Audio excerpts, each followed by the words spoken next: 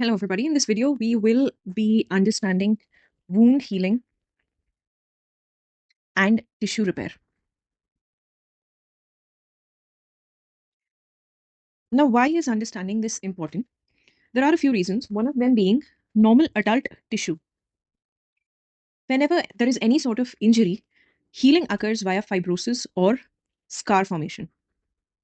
This leads to certain dysfunction in the body functions. However, the fetal tissue, in a fetal tissue, there is no fibrosis and no scar formation. So this entire video will be covered in certain sections. First, we'll take a look at normal wound healing in skin.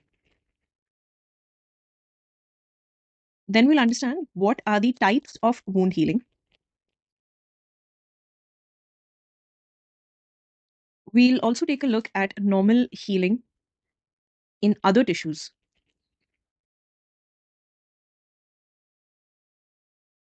Following this, we'll be taking a look at classification of wounds,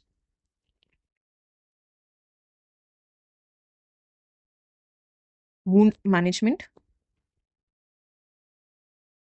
abnormal wound healing,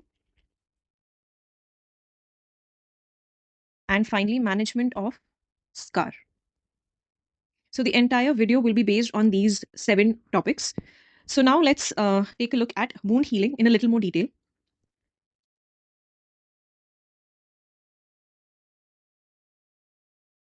So there are 4 stages in normal wound healing. The first is hemostasis.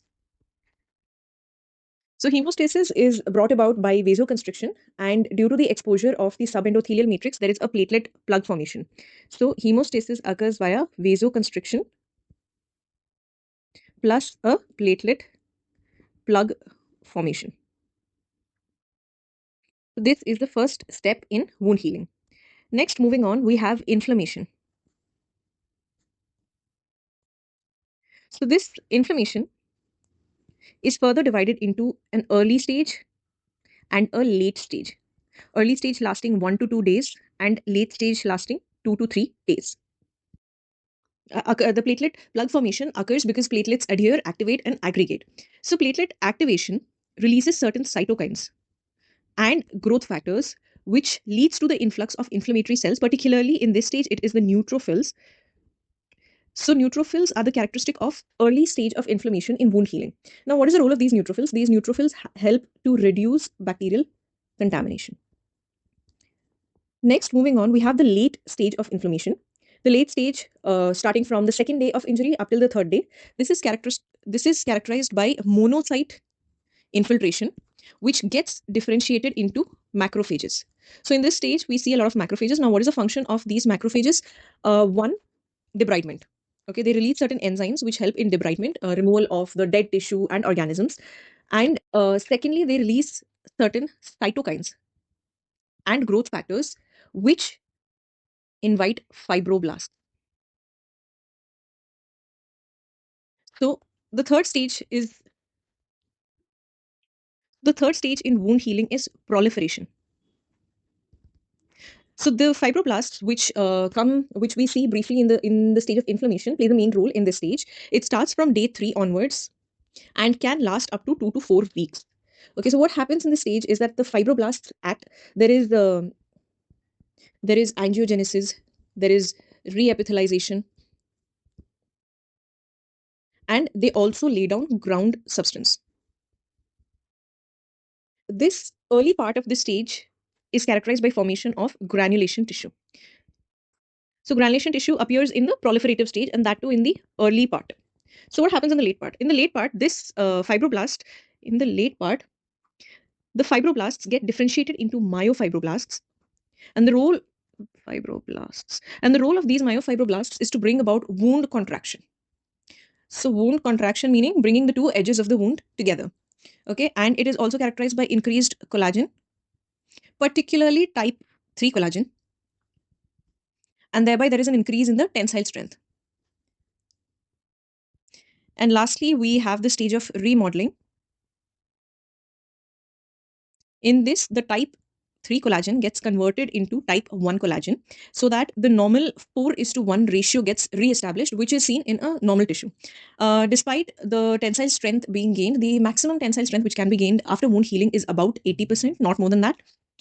So let's revise the stages of wound healing once again. We have the stage of hemostasis, where there is vasoconstriction and a platelet plaque formation. The stage of inflammation, which is the early stage and the late stage. Early stage is because of the cytokines and the growth factors which are released by your platelets, which call upon the neutrophils, and neutrophils help in reducing bacterial contamination. Next is the late stage, which is characterized by macrophages, which help in debridement as well as call upon the fibroblasts. Fibroblasts help mainly in stage 3, which is the stage of proliferation. Starts from day 3 onwards, can last up to 2 to 4 weeks. The early stage of proliferation is characterized by granulation tissue, whereas the late stage we see there is wound contraction and increase in collagen type 3 particularly, and remodeling is when type 3 gets converted to type 1 collagen. Also, this stage can last up till a year following injury. Next, we'll take a look at the types of wound healing. So the types of wound healing. Uh, there is a primary intention, secondary intention, and a tertiary intention, also known as a delayed primary intention, by which wound healing occurs. So in primary intention, the wound edges are opposed, and these wounds heal well. It is usually seen after, for example, suturing a wound. The wound edges are opposed, there is no tension, and reepithelialization occurs pretty quick. So these kind of wounds leave the best scar. Next, coming on to the delayed primary. Delayed primary is a kind of wound healing in which initially there is maybe a foci of infection, or could be a dead, devitalized tissue, due to which primary closure is not possible. So, following debridement and ensuring that the wound is healthy, we either close the wound or graft it. Both of these are examples of healing by tertiary intention or delayed primary. Secondary wound healing occurs when the wound is allowed to granulate. That is, the wound edges are not brought together. There is no opposition. There may be some foci of infection. There can be dead tissue. So the wound is left open and allowed to granulate. That kind of wound healing is secondary wound healing, in which the edges of the wound are brought together by contraction of the wound, which we just saw happens due to myofibroblasts. Okay, and next we'll take a look at healing in other tissues, starting with bone. So healing in bone is almost similar to healing in skin. That is, we have a stage of hematoma formation, we have a stage of inflammation, we have a stage of soft callus formation, and we have a stage of hard callus formation, which is different in the sense that there is ossification in this stage, and this stage leads to woven bone formation. Following this, there is remodeling, in which the woven bone is changed to lamellar bone. Again, there are two kinds in this, primary and secondary, which is similar to that in the skin, where in primary, the edges of the bone are brought together. They are opposed. And in that, all these stages are not seen. There is just healing by primary intention. There is only intramembranous ossification. Okay. And this happens when the edges are brought end to end, directly opposed, and they're rigidly fixed with absolute stability, which is the goal of open reduction and internal fixation. Secondary wound healing in a bone is when a fracture is allowed to heal on its own. That is the healing by secondary intention. Next, coming on to nerve. So let us imagine that this is an axon, okay, a myelinated one.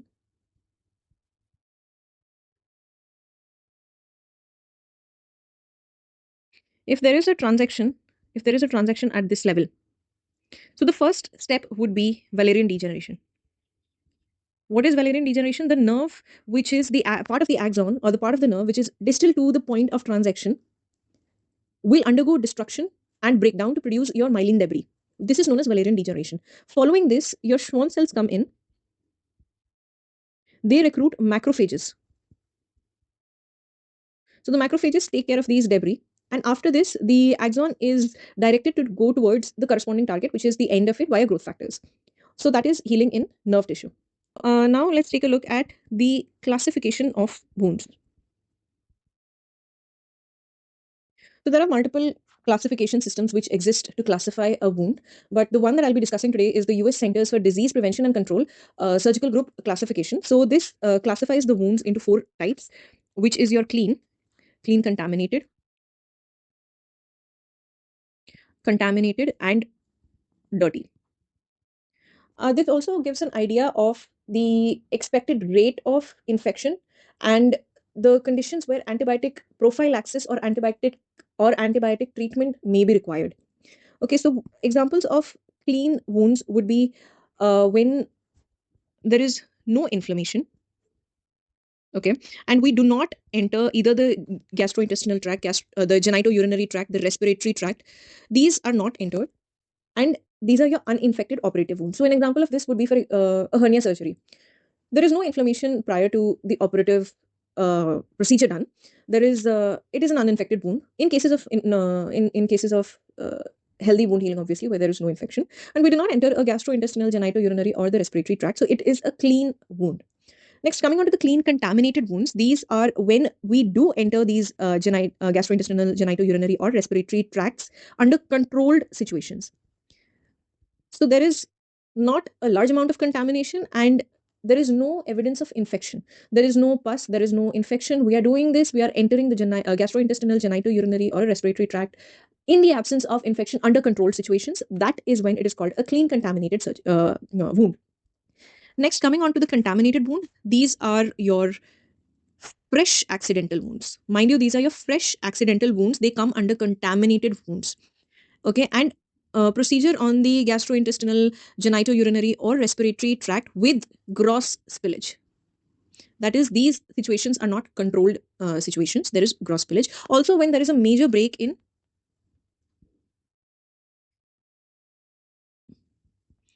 sterile technique. For example, you're in the emergency bay and you need to give an open cardiac massage. That is also a contaminated wound.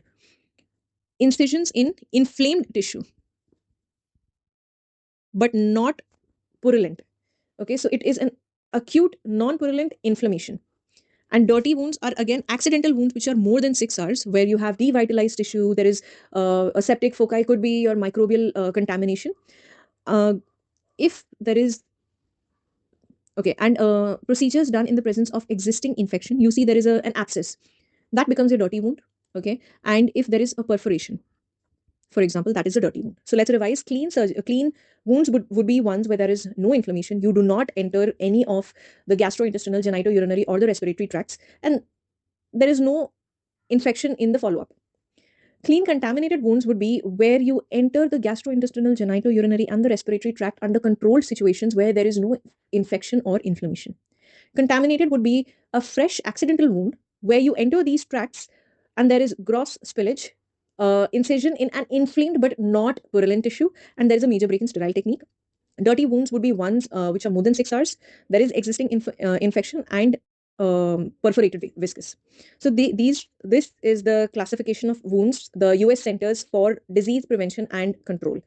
There are other wound classification systems also, which can be based on your etiology, on the complexity of the wound, on the depth, whether it is epidermal, dermal, full thickness, and this is based on the contamination. Following this, we will be taking a look at wound management.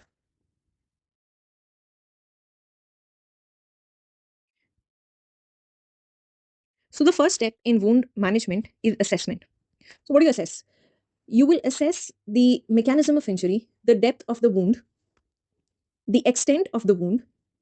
Look for signs of contamination, infection, swelling, pulsatile bleeding, deformities. This helps you gauge the situation. It helps you assess what sort of treatment the patient might require.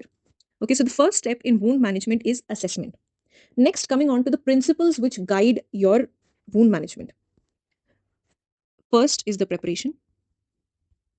Then is the management of the wound proper, followed by closure, and finally follow-up. So what do we do in preparation? Antibiotic prophylaxis. That is a part of preparation. Before you touch the wound, before you go to the management of the wound proper, these are the things that we need to take care of. So antibiotic prophylaxis. We have tetanus prophylaxis, providing adequate analgesia before management of the wound, and wound irrigation. So the principles for the preparation of the management of wound would be antibiotic prophylaxis, your tetanus prophylaxis, analgesia, and wound irrigation. Tetanus depends upon the kind of wound. So the tetanus prone wounds and high risk tetanus prone wounds. The tetanus prone wounds are usually your compound fractures, foreign bodies, your puncture type of injuries, whereas high risk would be one where there is heavy contamination by soil or manure, or wounds requiring surgery with more than 6 hours of delay. and there is extensive devitalized tissue. So whenever there is high amount of dead tissue or high amount of foreign body, or there is greater time expected between the procedure and the injury, that is when it becomes a high risk tetanus prone wound. So any patient who has children under 5 years of age who have received adequate priming course do not require any other management. Even children between 5 to 10 years of age who have received priming as well as a preschool booster do not require any sort of management. If they're aged 11 years or over and the last dose of this vaccine was within 10 years, they do not require any sort of management. So the ones requiring any sort of treatment whatsoever are the ones where the last dose was given more than 10 years ago, in which the clean wounds require nothing to be done. The tetanus prone wounds require tetanus toxoid, but the high risk ones require tetanus toxoid along with human immunoglobulin. So that is something that you need to take care of when it comes to tetanus prophylaxis. Now, coming to the management of the wound proper. So, early debridement.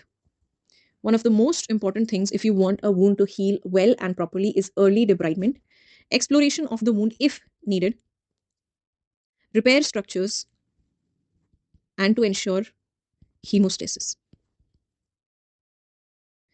So, debridement is very important when it comes to wound management, as it removes any sort of devitalized tissue or foreign material from the wound.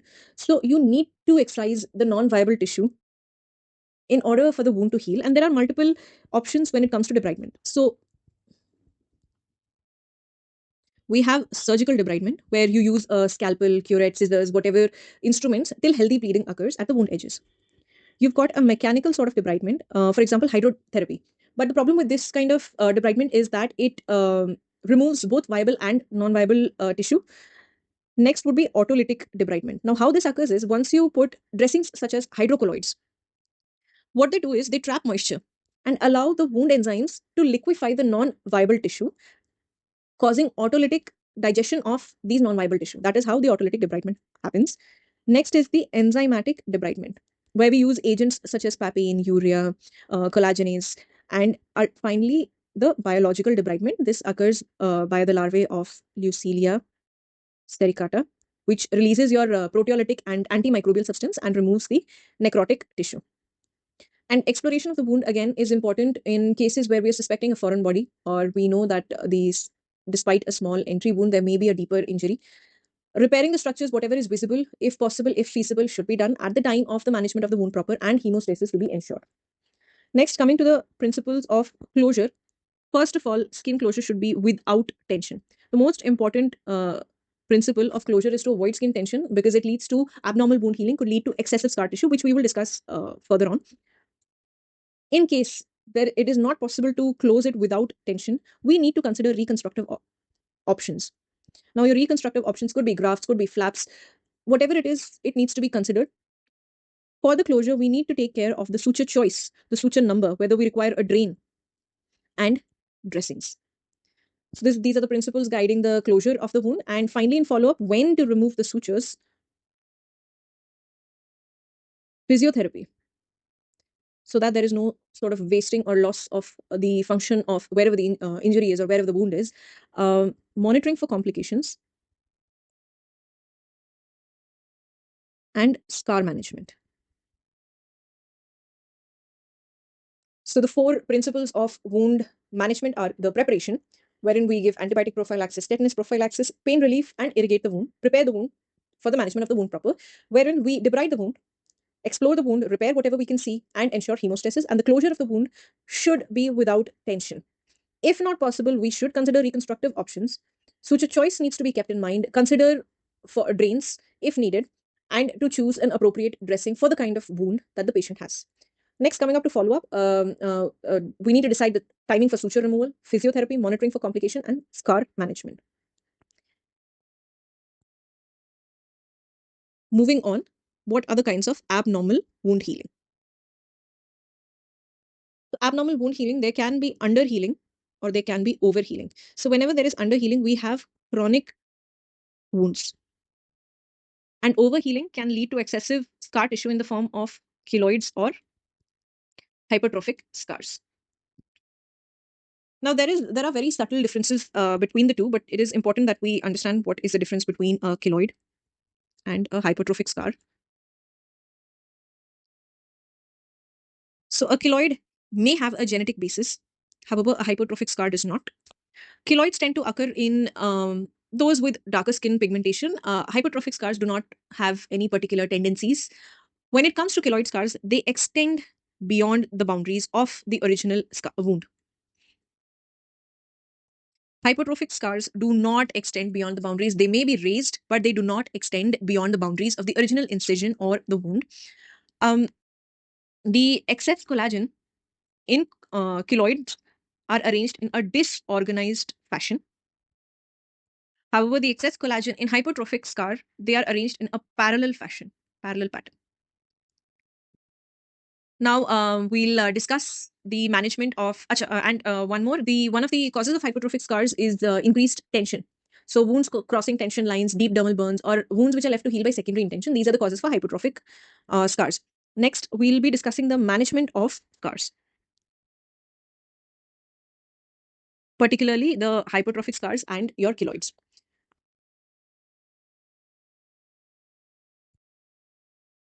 So first, let us take a look at hypertrophic scars.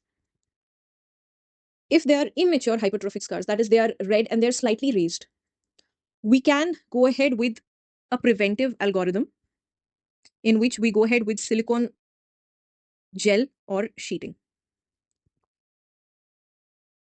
If this persists beyond 1 month, you will treat it as a proper linear hypertrophic scar, wherein we go ahead with silicone gel or sheeting for 2 months. If that does not work, then we go ahead with intralesional steroids, which is repeated monthly. If this also does not work, we go ahead with lasers, your pulsed dye laser or fractional laser therapy, and then your pressure therapy. If the patient has got severe scars, you can also go ahead with a surgical excision and then go ahead again with your preventive algorithm, wherein you go ahead with a silicone gel or sheeting.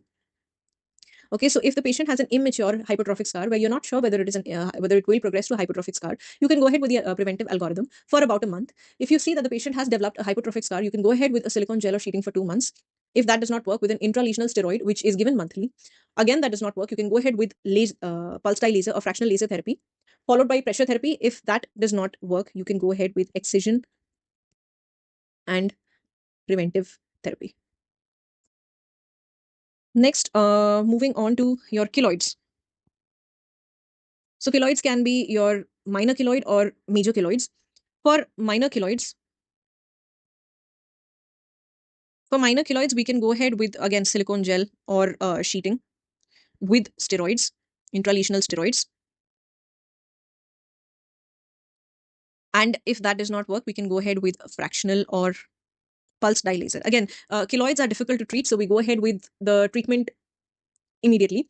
If this does not work, it is important that you counsel the patient regarding the recurrence and the expectations. Following that, we can go ahead with surgical excision and adjuvant treatment. So surgical excision and adjuvant. So what are these adjuvants? These can be your bleomycin, mitomycin C, and your imiquimod. Alternative therapies can also be considered for hypertrophic scars if they are very severe and they're not responding to surgical excision as well. You can go ahead with alternate therapies. So for major, we go ahead with intralesional steroids. If that does not work, we go ahead with 5-fluorouracil plus intralesional steroids. Again, does not work, go ahead with fractional or pulse dye laser. Does not work, manage the expectations of the patient and go ahead with the surgical excision and adjuvants. Further discussion on the types of dressing and grafts or flaps will be done in a separate video. Thank you so much for watching.